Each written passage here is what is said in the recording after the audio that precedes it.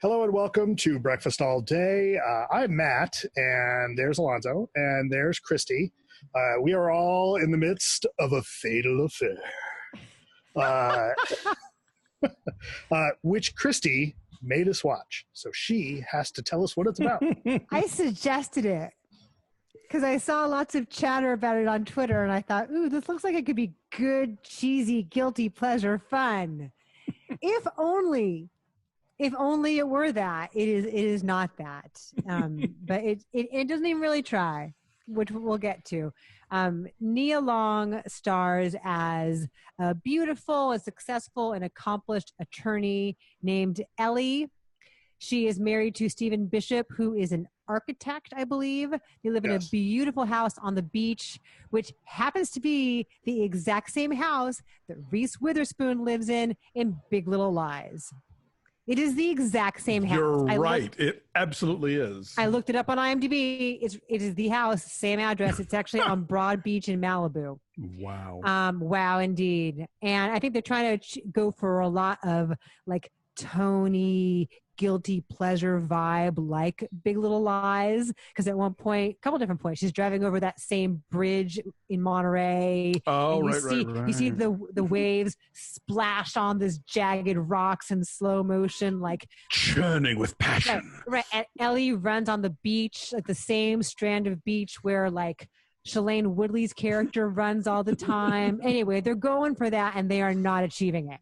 So Ellie is a lawyer. She's very accomplished, but she's on the verge of leading this very fancy firm in San Francisco for her own practice. But for one of her last cases she's working on, Omar Epps shows up as the investigator that the firm has hired to go through the emails of the defendant, something or other, doesn't really matter. But it turns out they had gone to college together 20 years earlier. And their sparks fly as soon as they shake hands in the conference room, and they seem to know each other, and like there are some feelings there perhaps. And then they go for drinks, and then they go dancing, and her husband texts her and she lies and says she's out with her best girlfriend instead. And then they drink a little more and dance a little more, and they go to the bathroom and they make out passionately and like kind of start to take each other's clothes off. Like, does nobody else walk into the ladies' room? What if somebody had walked in? They're not even in a stall. They're on the counter. That is the most underpopulated nightclub, and they're playing like the music that I was calling it the Gloria Bell nightclub because it was all these like 80s hits. Well, and then they like start playing the slow dance song, but everybody's still like, yeah, they're the only ones slow dancing. Well, there's a lot to unpack here, but anyway, carry on. They're playing the song that is our beginning song today, which is "Forget Me Nots" by Patrice Rushen. Yes, that's a great. Well, that's not the slow dance song, though, right? Like that's no. But it's a very significant song in this movie. So they don't even do it, you guys. They kind of like make out and they grope each other and start taking things off. There is no affair. I mean, is that cheating? I don't think so. I mean, they didn't do the deed. They didn't even touch each other's genitals. They kind of made out the movie's when cheating. They were drunk. Yeah, the movie's cheating us. Exactly. Yeah, yes. Fatal Hump didn't have the same ring. Right, like, Anyway, so she feels all guilty about it, and he keeps texting her, and she blocks him, but he keeps finding ways to get back into her life. And we see that he is going to see a therapist for anger management, and he talks about his ex-wife from whom he's divorced. But at the beginning of the movie, before we even see these two meeting each other, there's some like sexy interlude that's interrupted by an intruder in the dark, and is it Omar Epps? I don't know. And so it's basically like a cheesy stalker thriller, you know, but it's never ever the guilty pleasure that it could have been. Like, he's not even trying to be insane enough, and he's not villainous enough. Like, he's not crazy enough. Okay, this movie pretends like the 90s never happened. Like, we haven't seen this movie a million times. But like, but here's the thing: in the 90s, like erotic thrillers were erotic. And for starters, and thrilling. The sex scenes in this movie are about as effective as the sex scenes in The Room. They're shot very similarly. Or maybe what was that curtain? What was the Tyler Perry movie we watched with the guy that was The woman lost all her money and ended up in jail. And yes. Right? Hell hath no fury. Or No, something. there's a few like that, but it was called but the like last one Tales of Obsession, Fatal Obsession. anyway. But yeah, this is so was- much like a Lifetime knockoff of Fatal Attraction. It's the old, like, I stray for my husband, except I don't really stray. We just, like I said, grind a little in the bathroom. And then, like, he's stalking me, and he's getting into my life, and he's like, and it's like, all she has to do is, like, immediately tell her husband what happened, and they'd be fine, because they don't really establish, that their relationship is that bad that they couldn't talk about it. B, Stephen Bishop is filmed far better in this movie than Omar Epps is. Like, Omar Epps is an attractive gentleman, and they make him look like a psycho from the jump. So it's like he's already is looking just kind of twitchy and weird, and like you don't know why Nia Long is captivated by this guy for a second, and then he spends most of the movie with like something will happen, and the camera will pull back, and he'll be standing in the background giving psycho face, and then talk about the driver's license. Matt, talk about the driver's license. It's the best part of the whole movie. I think in this movie, at least, Omar Epps is about as menacing as a brown paper bag. And like they do nothing to make him come off as scary at all. And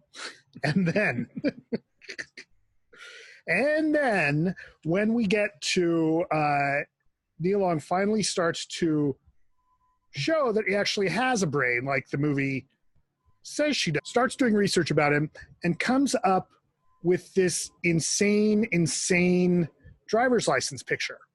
Oh, good, you found it. Oh, thank God. Okay, so how would you ever pose like that at the DMV? I mean, look, I understand going to the DMV sucks. I get it. He didn't make an appointment. He had to wait in the line. Like, he had to pass it's like his third time taking the test. I get it.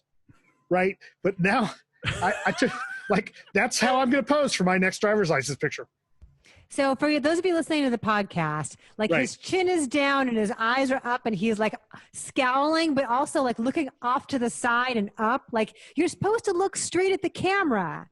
And I don't know how he has this. It's insane. He's menacing and he's 3/4. Right. I mean, I guess like there is something to be said that if you get pulled over, you want your picture to match what your attitude's going to be like. God damn it. But the best. I wish they'd held on that shot for a little while longer because it's so crazy. A couple things I want to share. First of all, the movie we were thinking about, the Tyler Perry movie, was Temptation.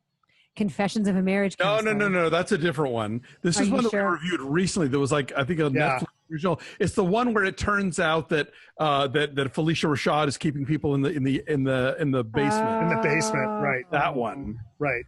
If she was inspired by the. No, that's not it. No, she was inspired by the people under the stairs. A Fall from Grace. Because her name is Grace. Someone's name is Grace in this. Yes.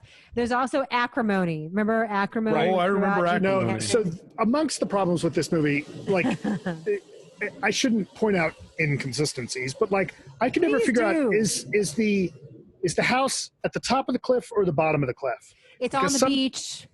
It's on the beach. It's on the beach. It's right on the beach. So they have like a deck right there. Okay, because sometimes you see like she's going for, it's like, oh, I'm going to go for a run, and she goes down the stairs, and then she's sometimes up. Like when she goes, the first time we see her going up to the house, she's walking upstairs, and like the kitchen and the living room are on the top floor, and the bedrooms are on the bottom floor, and the beach is also on the bottom floor. But then there's like the big, huge stairway she's working out, right? And they're at the top of the cliff. Part of the beach. It's El Matador Beach in Malibu. It's a different beach. Right. Not even close to that house. Then there's a whole thing that they do where, they're super weird about like, oh, we weren't getting along, and then I got hit by a truck, and, and I thought there was an opportunity to use him being hit by a truck, the husband, as part of the obsession. And I was like, why would you guys not do that? Right. Like, I think that's what's implied. Was that he tried to take out her husband with the truck, but he didn't die. Okay. Wait, so that's how I interpreted that. I would buy that in another movie, Christy, but I will not believe that this movie is trying to be subtle about telling us that. I like how if he's gonna arrange a golf date with Nia Long's husband and like come up behind him with the putter, like he's gonna whack him on the head with it. Right. First of all, you need to use your driver, not your putter. Right. Please. If you're gonna kill someone, you need a Big Bertha. Yeah, exactly. Seriously, this movie, like, it just on its face is boring and like not suspenseful and not interesting, and the characters aren't well drawn out. And then but it gets on worse. top of it, and then it gets worse. But like it acts like we haven't seen this exact movie 1,000 times already.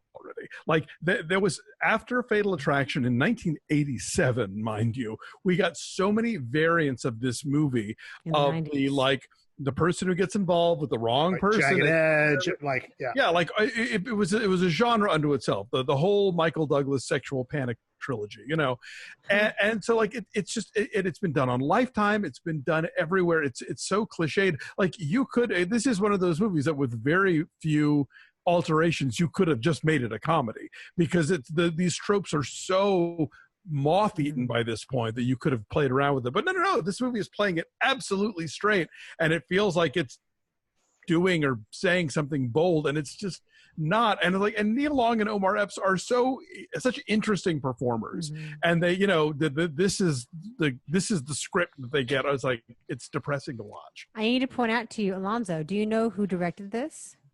I do not. His name is Peter Sullivan. Uh-huh. Does that name ring a bell to you? It does not. I'm looking. He has directed The Road Home for Christmas. Yes.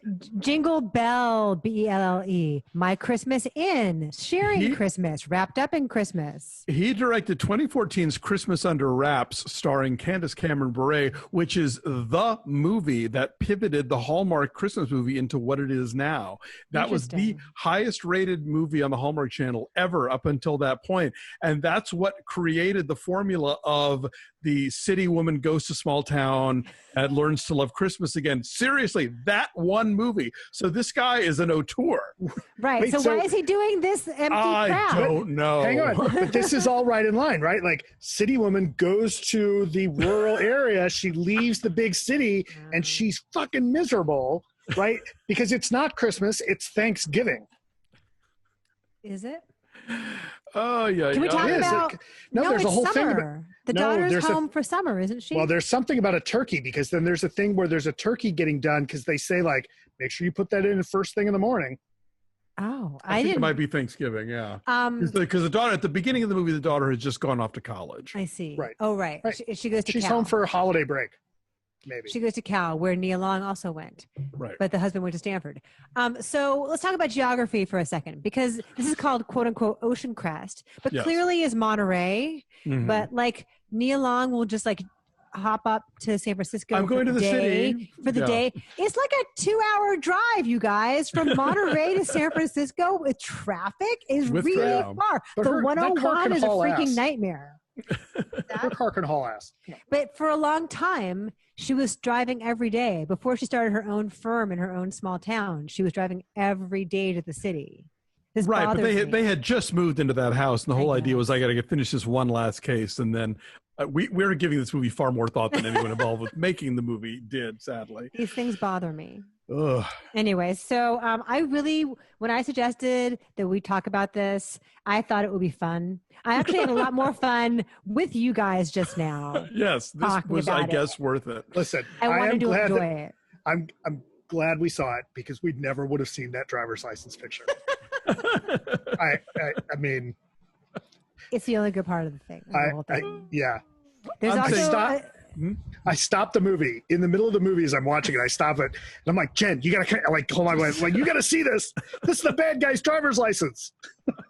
There's also a very strange thing involving a homeless man and a jug of gasoline. That's all I'm going to say. Oh, right. Yeah. It's very strange. I'm saying 3. 2.5. What did I say? 2? You said 2. Yeah, 2. All right. The 2 points for the driver's license. 2.5 is our number. Yeah, I'm sorry, guys. I'm all for this kind of thing, but If you like this kind of thing, you won't like this kind of thing. Yeah. But look, you're already paying for Netflix. So, you know, it's just the 90 minutes of your life that you'll never get back. Thanks. Woo. All right. Thanks for watching. Like this video, subscribe to our YouTube channel, follow us at BeFastAllDay on Twitter, Instagram, and Facebook, and do check out our Patreon at patreon.com/BeFastAllDay. Lots of fun exclusive content for our members, including this week, our members picked between 5 films from the late Joel Schumacher and chose us for us to review 1990s Flatliners. So we'll be talking about that this week, but that's a Patreon exclusive, patreon.com/BeFastAllDay. Catch you next time. Bye. Bye.